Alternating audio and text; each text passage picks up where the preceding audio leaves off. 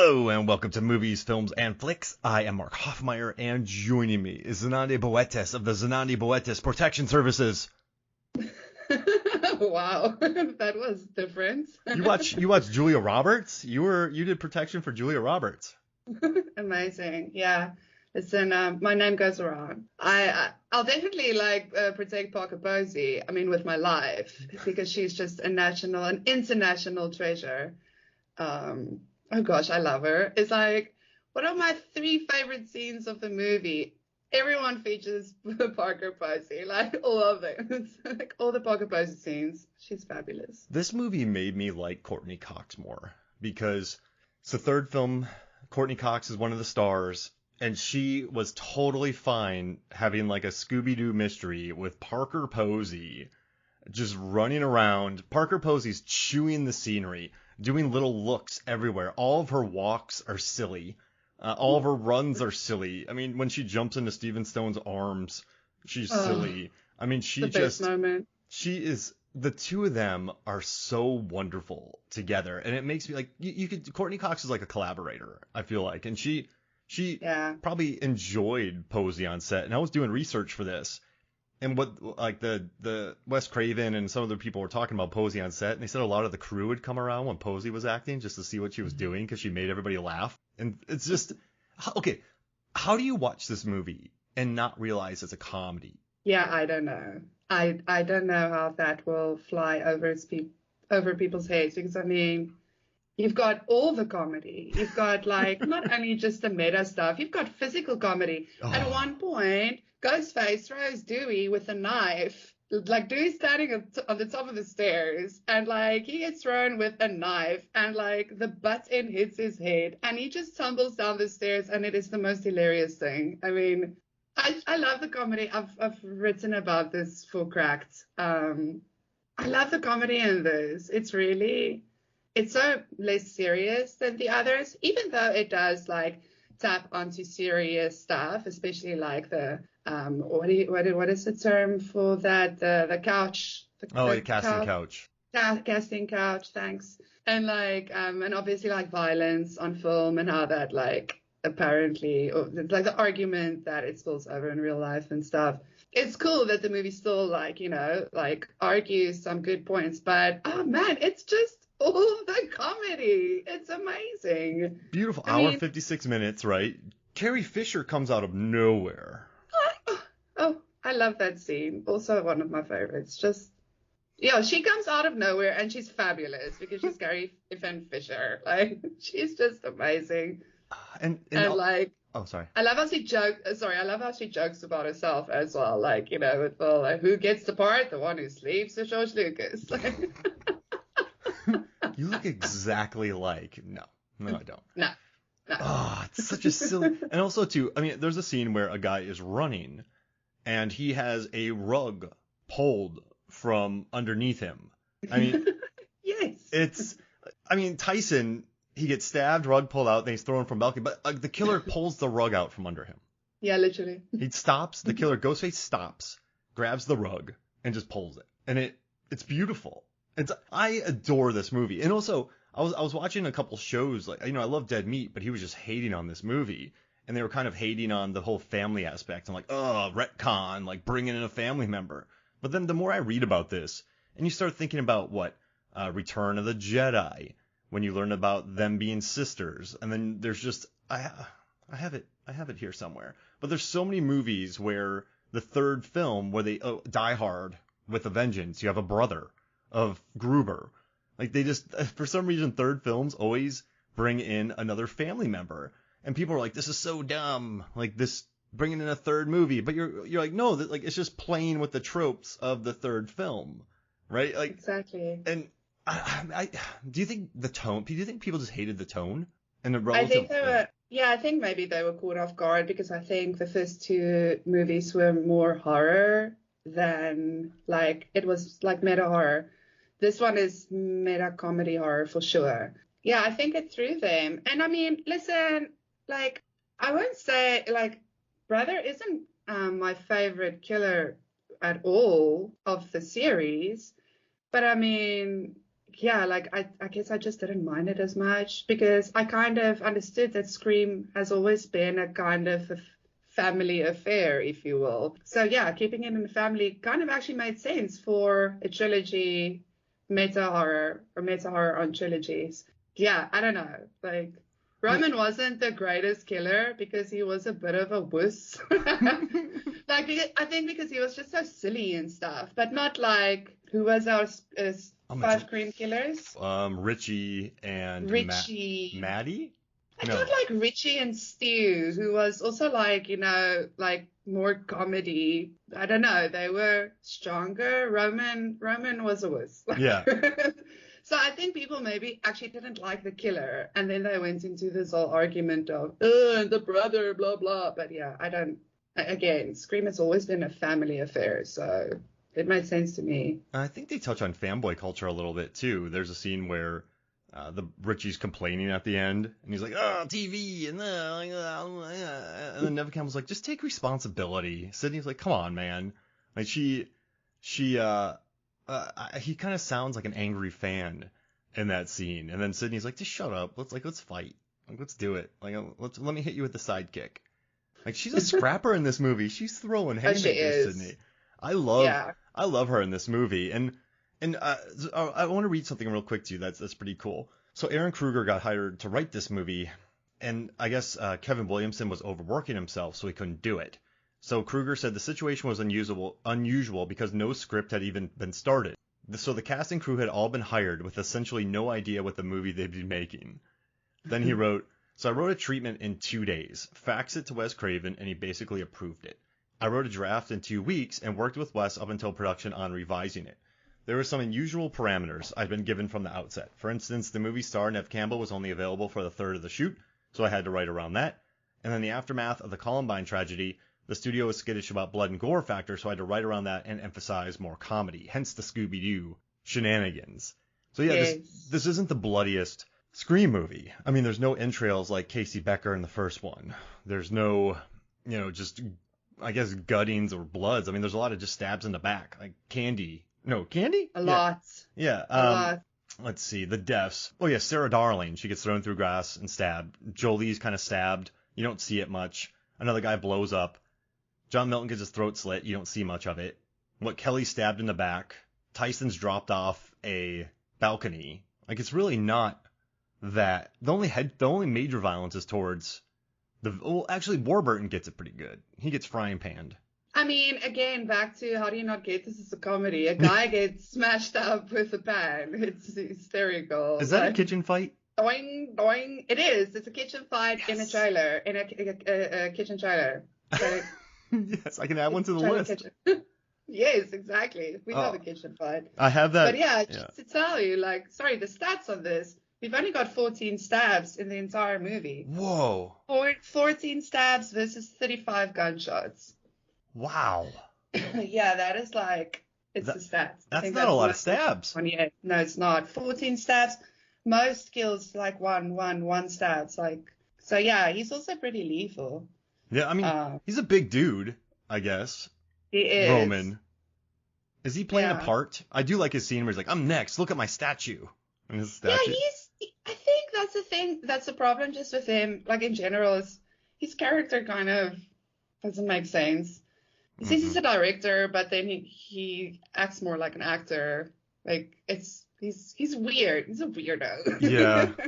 Roman, you weirdo. He orchestrated everything. Do you want to hear the scream count? He got billions too. Oh, yeah. Sorry. All I had to do was show him some videos. Yeah. Wow. I'm a director. The Stu and Billy just needed some guidance. I don't care because it has Parker Posey in it. I don't care what the plot is. I don't. Listen, exactly. Like, we're not going to defend it to the death or anything. Like, yeah, some of the choices was, okay, interesting, but it didn't ruin it for me. I mean, I've seen this movie like 20 times now, and I still enjoy the heck out of it. It's delightful. It's so funny. And it's dang near 2 hours. Yeah. And it's still really watchable.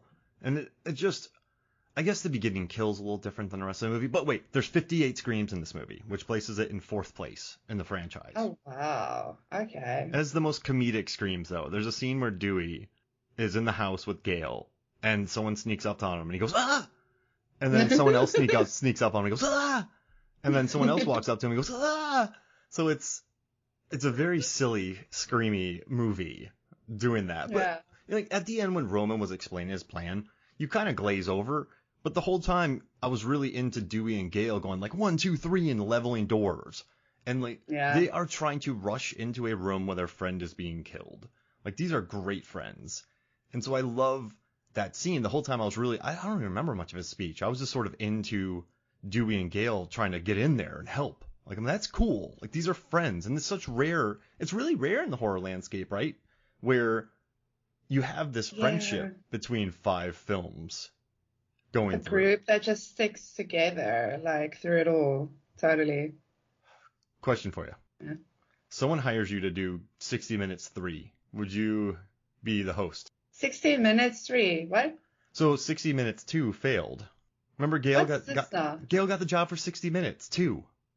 Oh, right. And she's like, why would I turn down 60 Minutes 2? Which is so stupid and beautiful. But if someone offered you 60 Minutes 3, would you take it? No. No? You wouldn't? No, I don't think it's my jam. You would, I assume. No. Well, because it wouldn't work. No. It's like, remember the Joey sitcom After Friends? Like, that's not going to make it.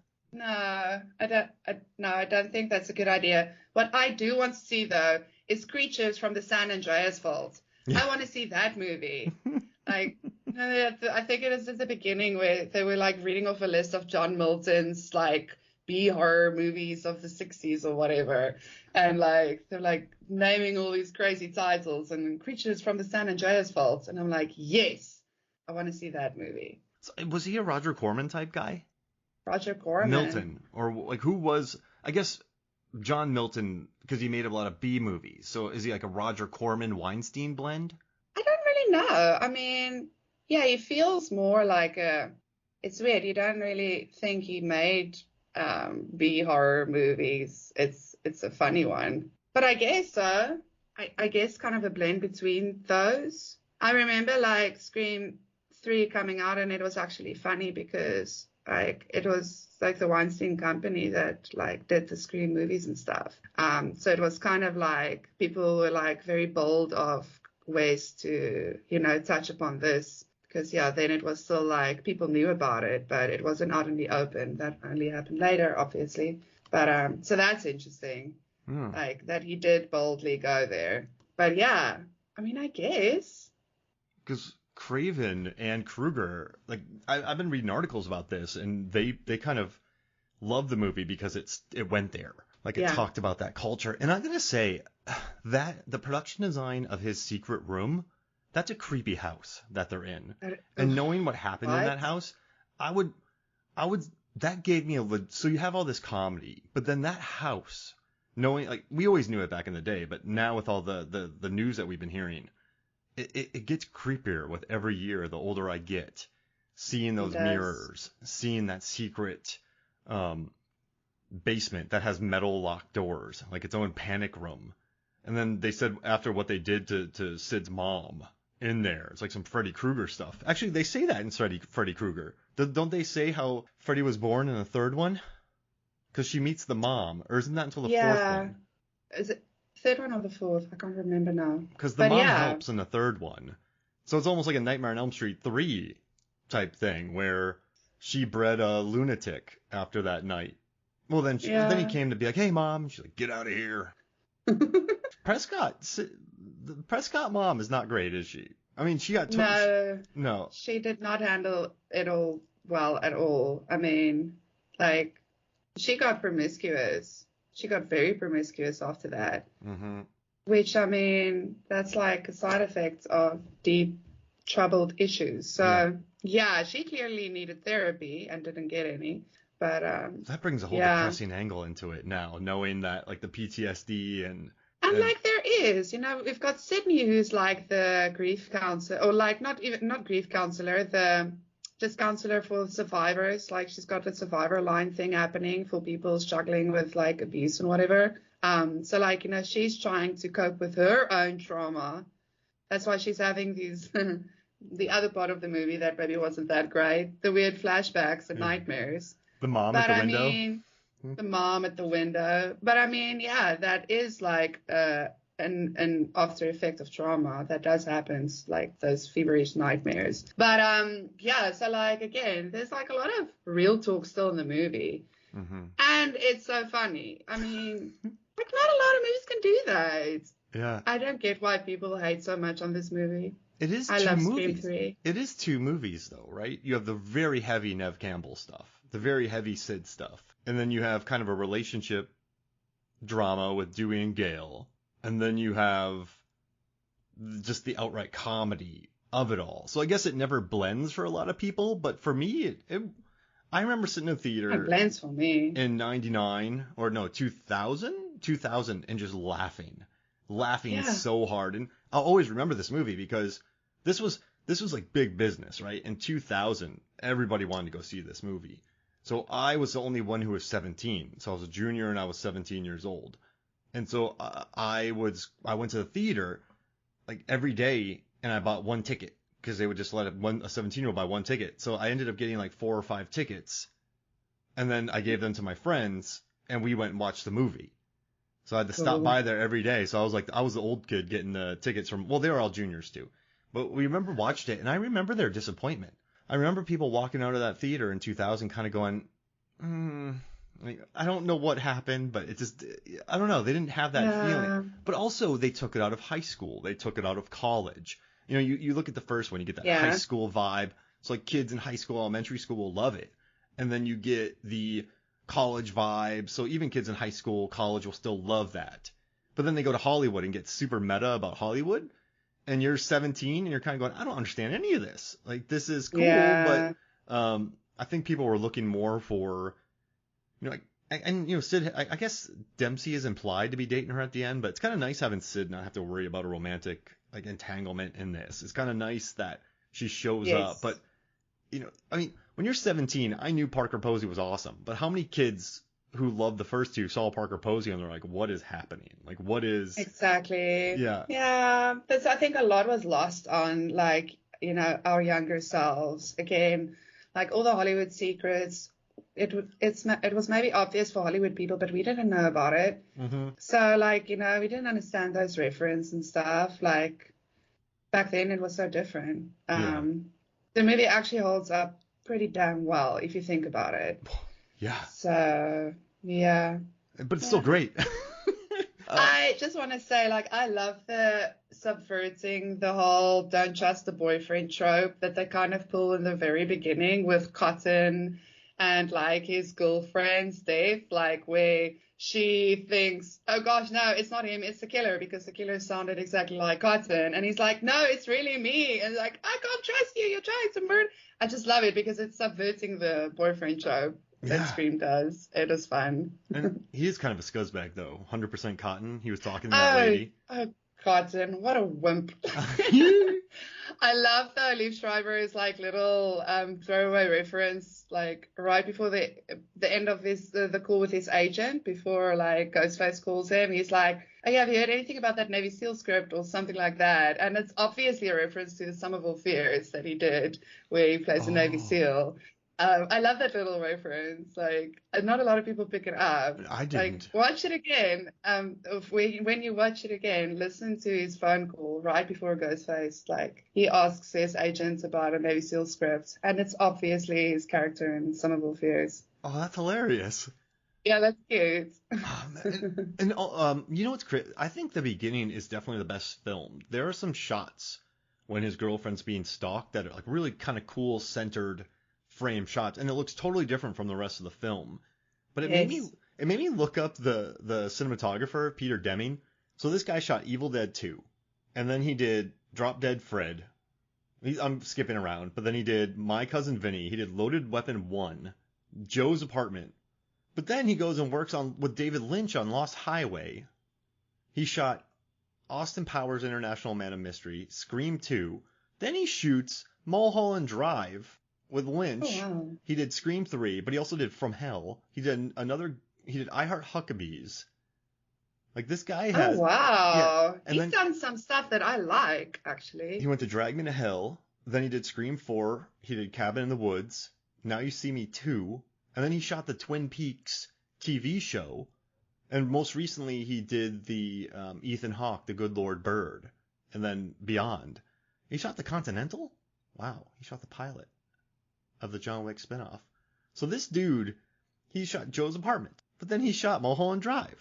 And then he shot Son-in-Law. This guy shot Son-in-Law. The movie And Son-in-Law. then Austin Powers. Austin Powers. Like, it's the craziest. It's the craziest Wow. I love resume. it.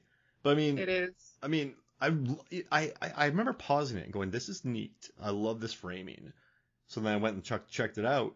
And what's cool too is he gave this and Scream 4 a completely different look. They're totally different looking films. Yeah, that's true. So That's true. the dude's talented. Yeah. No, he is. Like, yeah, I mean, you just listed a bunch of movies that I love.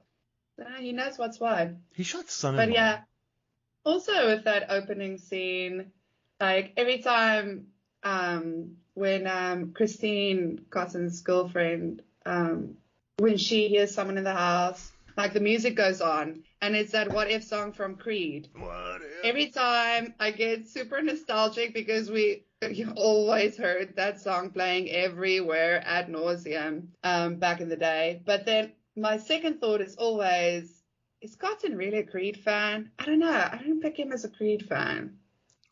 I don't know. At that time, everybody was. It was everywhere. No? It was everywhere. It- Maybe it was just literally the radio switching on. No. But I'm always like, oh, this song, like Yeah. back in the day. And then it's like, Cotton is a Creed fan? Huh, okay. He's kind of a creep too. She's like, I don't want to play your stab games anymore. Yeah, like, what's that about? Yeah, Right? He's a weird. I Well, mean- wasn't he always a weirdo though? He was really he squirrely. was. In Scream 2, he was super squirrely. Yeah, like was it in Scream 2 where he cornered Sydney at one point? That was not cool at Yeah. all. I think it was the second one. Yeah, no, Cotton, and I mean, he's a real prick in this opening. Like, yeah, no, Cotton. 100% Cotton. What's the road rage show that he presents on Oh the my God. TV? Like, and it's also Oh funny my- how he watches himself on this little road rage show. Like, okay, Cotton. But guess what? He was making a movie called Stab. He was stabbed. My favorite line of the movie. That's my favorite every time. He was making a movie called Stabbed. He was stabbed. Oh gosh, I love it. That guy But like, is I so think also, unnecessary, like- but he's beautiful. I know, right? He's this angry young man. But like, well, angry middle-aged man. But what I want to say though is what I love about the movie is like, it's also, and that's like one of I wrote a couple of articles about Scream 3, but like one of them was about, how like it shows like men being bad, but it also shows like the bad men getting it. Like kind of like, if you're not going to be held accountable, well, then we're just going to take you out. It's basically what happens. Which is it's got a satisfactory factor in there, from like, a meta horror point of view. But again, this was something that we didn't pick up when we were young and watched it for the first time. Now you watch it, and I mean, I can't unsee it, Yeah.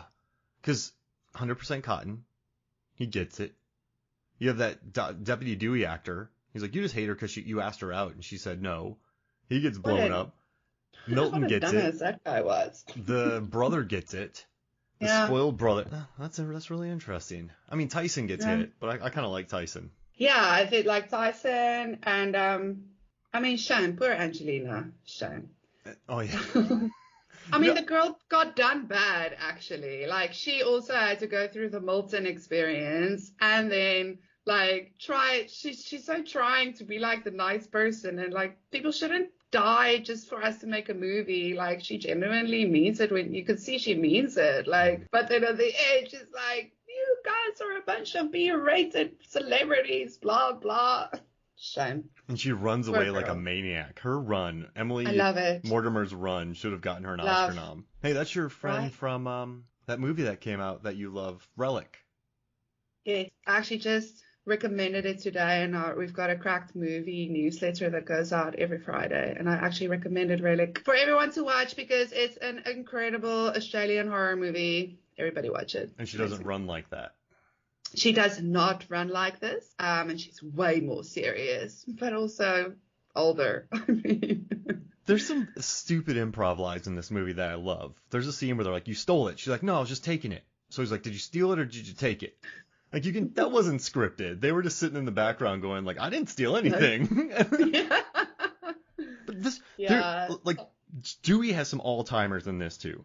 There's a scene where, he's like, "Are you threatening me?" He goes, "If I was threatening you, you would know it." And he goes, "Was that a threat?" It's a double threat. Oh man. And then my positivity and emotional centeredness, I provide a woman. Like he provides a positivity and emotional centeredness to women. Like I'm her rock. Like his lines are funny in this movie. Is that a threat?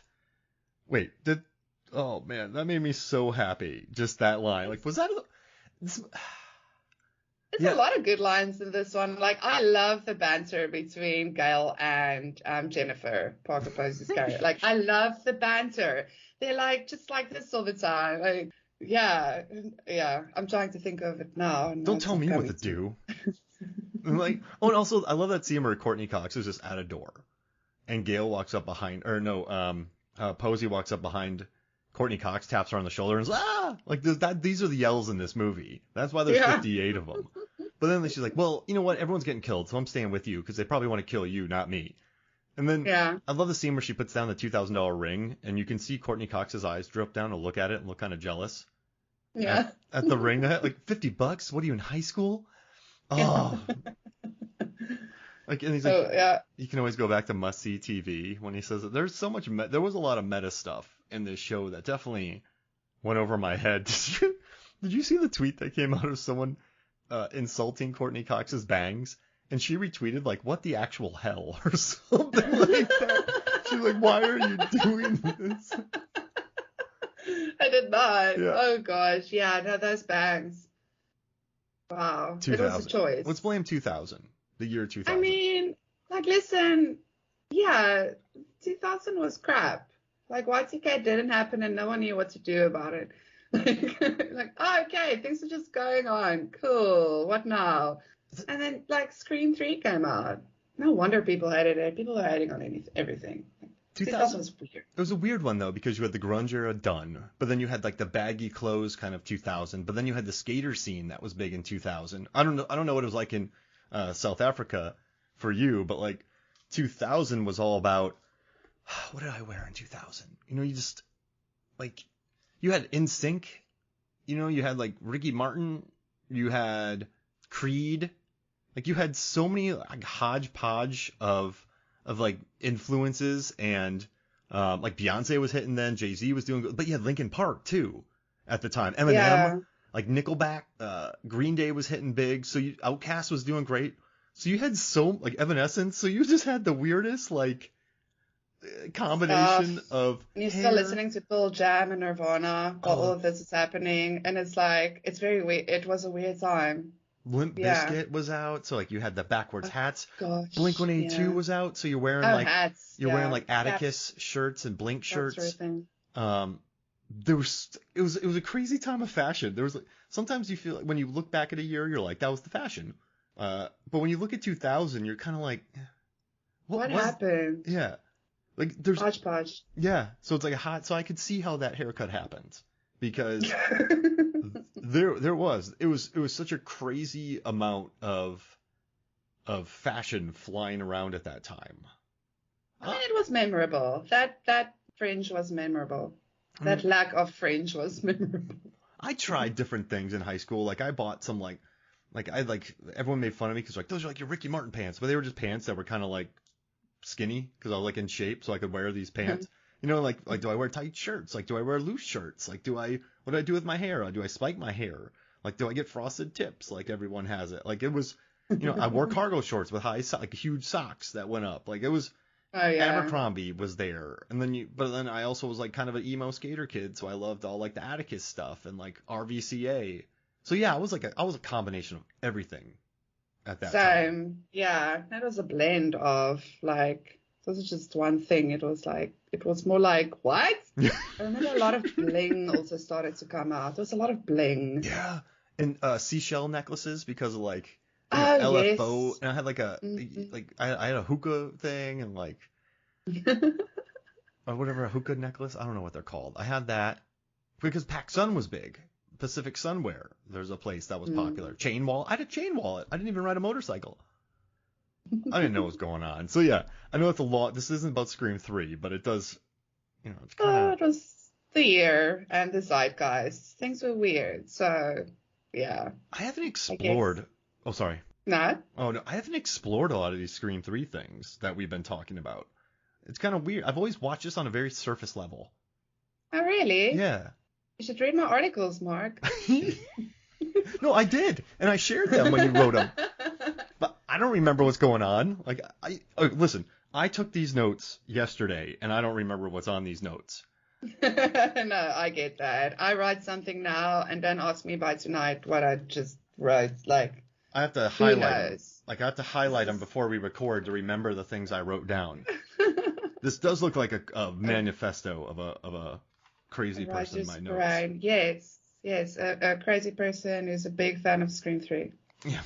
Wait, what's this person up to? What are they doing? But no, someone wrote that this was Neve Campbell's best, or I'm sorry, Sidney Prescott's best movie. And let me read a couple examples. I got the gif of Parker Posey jumping up in Patrick Warburton's hands. Beautiful. That's so good. That's the most beautiful gif. Yeah, sorry, I'm just gonna stare at that for a long time. But what they said was, let's see, they said that it was her best role because, let me find this.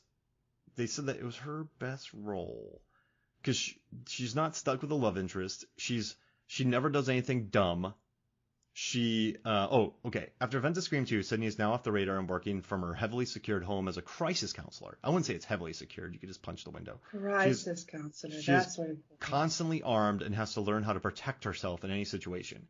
Sydney is portrayed as close to an action hero as she can be, while still maintaining credibility. She has no clear love interest. She doesn't make any silly mistakes. The Sydney of Scream 3 is a smart and cunning character who never seems invincible, but also never feels less than in control. I think that's a good explanation, and that's why I told you when we were doing Scream 4, because for anyone who doesn't know, we're actually doing the Scream series but backwards. So we started with 5 and now we're at 3, and it's so fun to do it that way.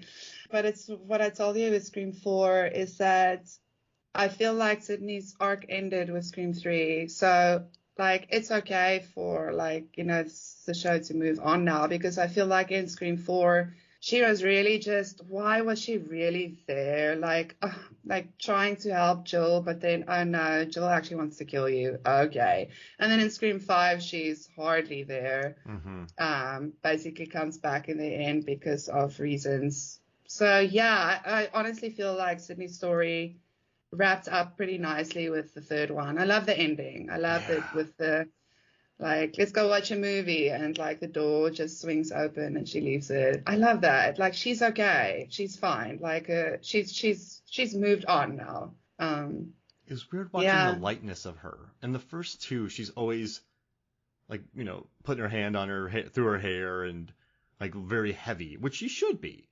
But at the end of that, it was kind of cool seeing her be effervescent, I guess, and light. Yeah. And just for sure.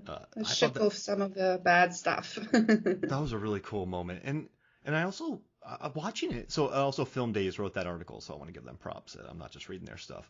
But it's, whenever I watched Neve Campbell back in the day, I'm a big K-Stew fan. We talked about her during the Underwater episode. Yes. And K-Stew's admitted to it. But K-Stew is essentially Neve Campbell. I'm not going to say 2.0, just Neve Campbell. Oh, yeah, totally. It's got the same mannerisms and like the same anxiety type of portrayal of a character, for sure. Same looks, yeah, very much. Same hauntedness. It's okay, Steve actually like acknowledged it. Yeah. No, she cool. freaked out when she got to meet Neve Campbell. Like, that was like, she said, like, listen, that she was my, like, Neve Campbell was like my favorite actor. But you can tell, but I mean, You watch so many Oh yeah. actors who watch Pacino and De Niro, and then they just want to be Pacino and De Niro. So it makes sense that K-Stu does that, but they have the same mannerisms. Like They do. it's Absolutely. it's uncanny. It is. They could totally play sisters. Yeah, It would right? be weird though. Both sisters have the same anxiety issues, but yeah. I should actually. That's a terrible idea. You two are really similar. Edit this out. This You is two the are worst really idea similar. I've ever had. Yeah. But yeah, I don't know. But watching younger Nev, not younger. I'm not trying to but watching 25-year-old Nev Campbell, and then watching a K-Stu movie. And it's not bad. She admits to it. Like, there's no stealing. There's no everyone draws influences. That's fine. Yeah, whatever. Yeah. I don't want people thinking I think it's cool. K-Stu stole from Nev Campbell. Like, oh gosh. I love that accent. Oh, I'm gonna go tell everyone about this. But yeah, I mean, I don't know if I could see Nev Campbell doing Spencer. K-Stu can play someone stalking Nev and being super duper into her, and that's why she picks up the mannerisms and stuff, and I can totally see that movie. That would be a fun meta movie. K-Stu versus Nev Campbell, the movie. The meta horror movie. Yeah, K-Stu versus Nev Campbell, the A24. Who would do a better K-Stu versus Nev Campbell movie? A24, Neon, or IFC? Which K-Stu versus Nev Campbell would you watch? I mean, I love IFC, so I'll probably go with them. But actually, I think Neon could make an interesting thing. Yeah. Not A24. That would be probably too serious. And I want it more meta funny. So IFC or Neon. Neon could actually do a good job, I think. Relic was IFC. Let's see. I'm going to go with IFC because I feel like Neon's got a lot of heat right now. So I want IFC to get some promotion. Cool. And they just had Rebecca Hall in Resurrection, which is a humdinger. Oh, really? R. Hall's a beast. Put R. Hall, K-Stu, and Nev Campbell in a movie. Stop. I am currently deceased. One thing I loved about this movie is, I'm not you should never support a script for doing this, but it definitely nicely passes the Bechdel test with Courtney Cox and Parker Posey towards the end, just running around acting like maniacs and talking to Carrie Fisher. It's really refreshing because the second one she has the boyfriend, and then the other one she has Jerry O'Connell, and then Sarah Michelle Gellar's worried about her boyfriend, and so this one was just funny watching two really funny people being funny. It was really exactly. You really don't see too many relationships like Courtney Cox and Parker Posey, what they have in this. They're especially hilarious. Not these two women that they kind of foes, but they have no real reason to be. Courtney's just she's just pissed because she's being played by this actress. It's not no real reason. It's just we're just gonna rub each other the wrong way. But then also they make the greatest Scooby-Doo partners ever. I just love that. I want more of that in movies in general.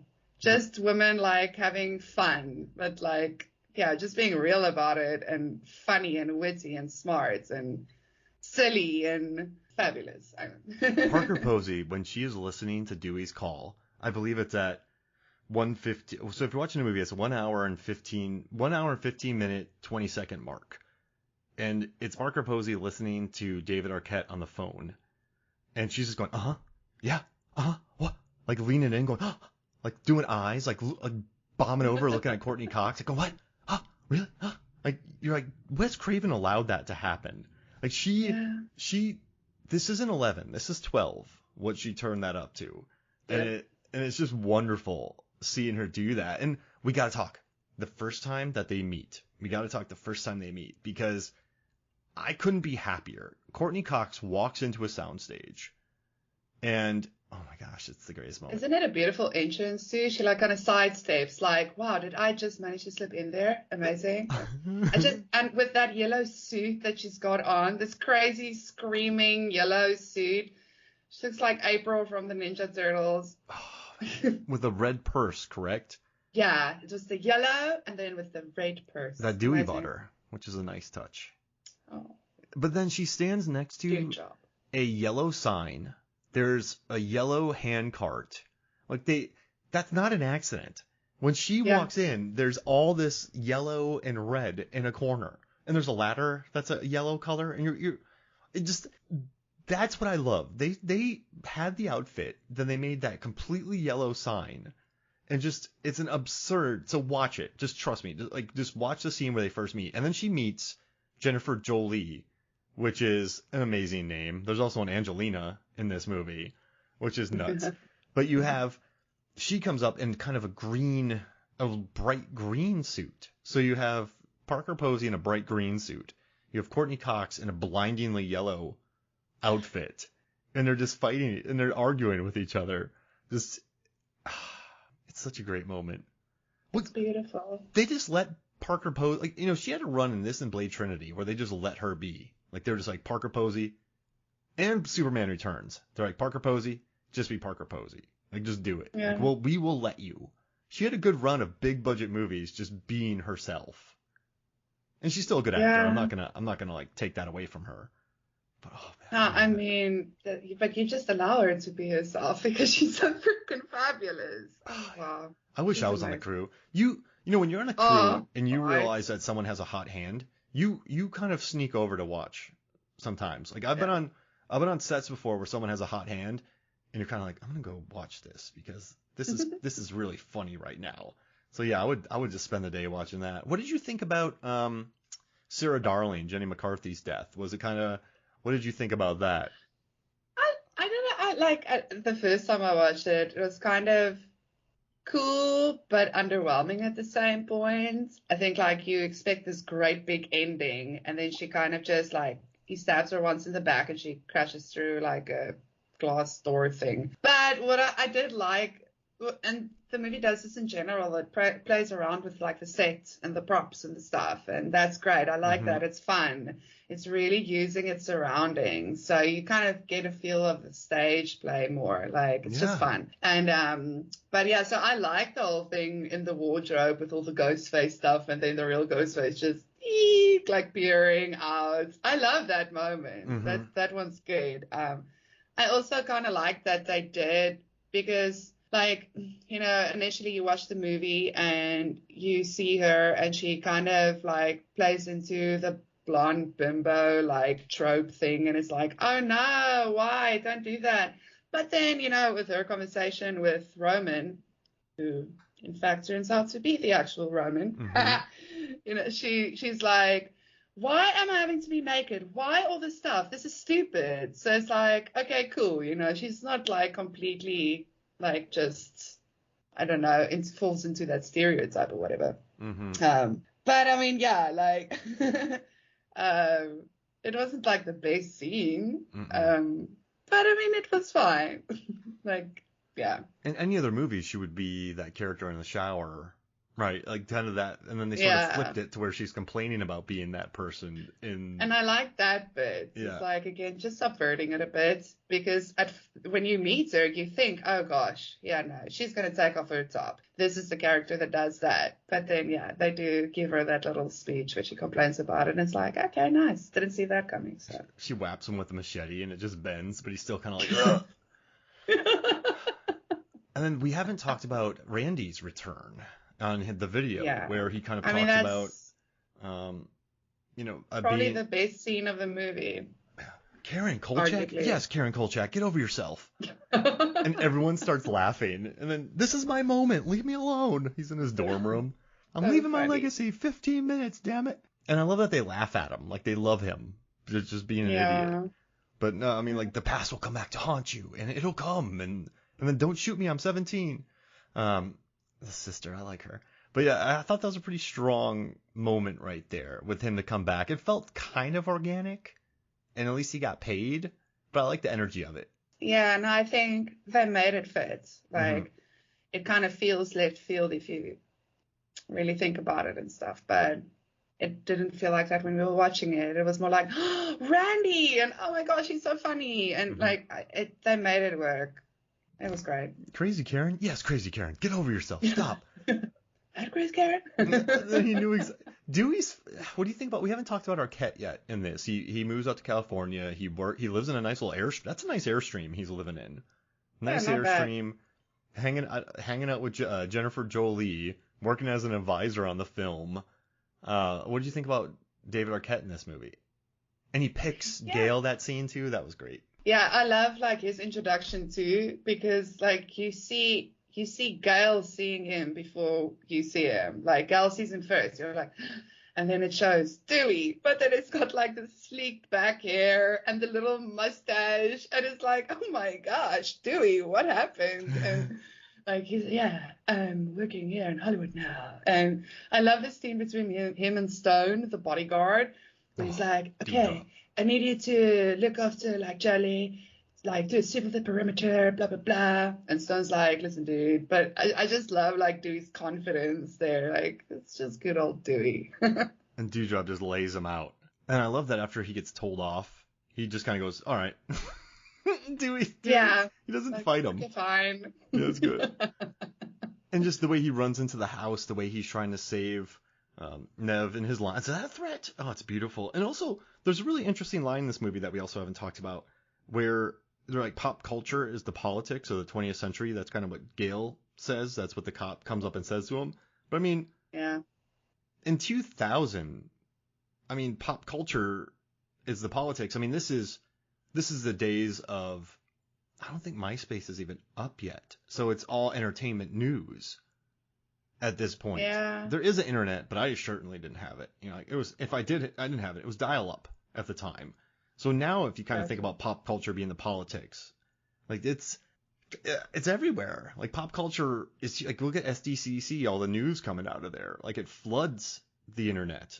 So once again, like Absolutely. Scream 4, I think it kind of hits something pretty early. It holds up and it gets stronger. Absolutely. No, I love No, it. the Scream movies are good. They're like, I think a lot of people look at them as being shallow, but they're not. Mm-mm. I They're love not this movie. shallow at all. There's a Mm-mm. lot of stuff going on. But Who are your 5 yeah. characters? My 5 characters. So every episode are... we do, if you're just listening to it, sorry Zanandi, I should have prefaced it. What's your 5 characters? What's your 5 Okay. characters? Yeah, so every episode we are, I'm all over the place today. I'm sorry. Maybe I'm more Nah, tired than dude. I realize. Yeah, I'm too. I'm not judging you. I feel like crap. I'm hungover. All right, let's get these 5 characters and get out of here. But we've covered a lot. This has been a good episode. Yeah, All right. I'm having a good chat. All Chill. right, here we Don't go. worry. All right, so every episode we've been doing our 5 favorite characters that aren't Dewey, Gale, or Sydney. And so we went to Scream 5 and we picked 5. And then we went down to Scream 4 and we either dropped some and we dropped and added some. So the number's always going to be 5 characters. So who are your 5 So from obviously Scream 3, 4, 5? it's getting tougher and tougher to decide who to pick and who to drop. But like, yeah, I kind of want to like have a general of all the movies, you know, like not just characters from certain stuff. So yeah, I'm still keeping my Kirby. My Kirby's my girl from Scream 4. I'm keeping. I'm creeping. I'm keeping Chad. Oh, Chad's from- hanging in there. Chad's hanging. I love Chad. I love that boy. Oh gosh, he is so much fun, and I can't wait to see more of him. Hmm. And his twin sister Mindy in Scream 6. Of course, I have Jennifer. Her death was so like, gosh. I mean, she almost made it through Scream 3. She so almost made it, Mhm. and we actually didn't even speak about that. I mean, she gets shot by Dewey. She gets shot, dude. Mhm. She did not deserve that. She's the best. So I'm taking my Jen. Mm-hmm. I'm keeping Charlie from Scream 4. Got to like have Oh, some wow. villains in there. I like Charlie. Like the more I watch the Scream 4 film, I don't know, there's something there. Like his character was interesting. It actually have been like interesting if a villain survived and came back later, like just to like revisit that whole thing. Especially because most of these are kids. Mm-hmm. Anyway. And then Sam. I'm keeping my girl Sam from Scream 5. Oh, Sam's holding on. Sam's holding on. I believe in Sam. You believe in Sam? Yes, Sam is solid. Sam is good. This is tough. All right. Yeah, good luck. Kirby, definitely. Got to keep Kirby. Got to add Jennifer Jolie. Mm-hmm. because she's top. Like I think Kirby and Jennifer Jolie. Yeah. And You'll then probably keep them right till the end. Yeah. I'm a big Jiller. I still love Jill. I think Jill's plan. Oh. I love her running into stuff. I love Emma Roberts' brand of unhinged. I think she does unhinged really well. She does. And her at the end of Black Coat's daughter, she's not unhinged. She's really, really good. I'll say Mindy because I just like how brash she is. Like, I don't know. I like that character. She's a kid, which I like. Just a punk teenager who's like very smart and full of themselves. I kind of dig that. We were all those people, weren't we? Yeah. Actually, yeah. All right. Oh, now one more. Oh, gosh. No. Who do I still have? You know what? I'm going to keep Richie because Richie is. I just like the idea of the entitled, toxic fan going on a murder spree. Like I've dealt with so many stupid toxic fans in my life that who are just so angry that I'm keeping Richie. I like some Jack Wade, so I'm gonna do that. Yeah, like totally. So I got Okay, Curb. cool. Who do you think's gonna be around at the end? Who? I think this is tough. Kirby will. Yeah. Like, we love Kirby and Jennifer probably. Like, I do think. I love Chad. I love my boy Chad. I honestly might stick with him to the end too. Because we got Randy and Stu. Oh man.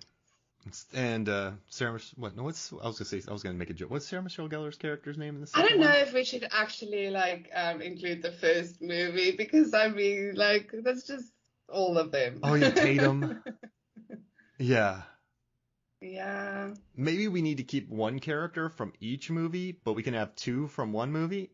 Yeah, you can only, yeah, exactly, because I think we figured it out. Yeah, and we can We're have as many. figuring it out as we go. Yeah, and well, that's good because I have characters from all of. Wait, do I? Yeah, I have characters from all of them so far.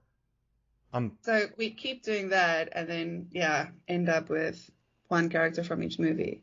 So you can only pick one. Jeez Louise. So that means we could hold Randy off till the end. Yeah, no, or you can choose if you want to use him for 2 or 1. Oh man.